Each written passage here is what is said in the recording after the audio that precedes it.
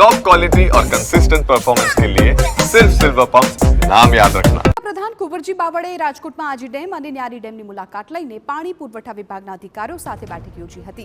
ઉનાળામાં પીવાના પાણીની સમસ્યા ન રહે તે માટે કુંવરજી બાવળિયાએ સ્થિતિની સમીક્ષા કરી હતી।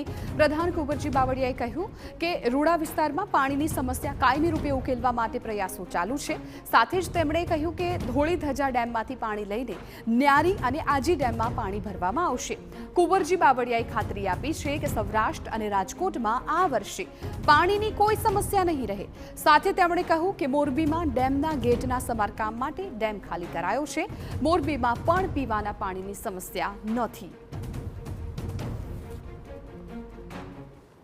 લાંબા ગાળા માટે રૂડામાં રહેતા જે લોકો છે એ ગામડાઓ આવે છે એને પીવાના પાણી માટેની મુશ્કેલી ન પડે એ માટે શું કરવું જોઈએ એના માટેનું પણ અમે આજે રૂડા અને અમારા પાણી પુરવઠાના અધિકારીઓ સાથેની મિટિંગમાં નિર્ણય કરાવવાના છીએ।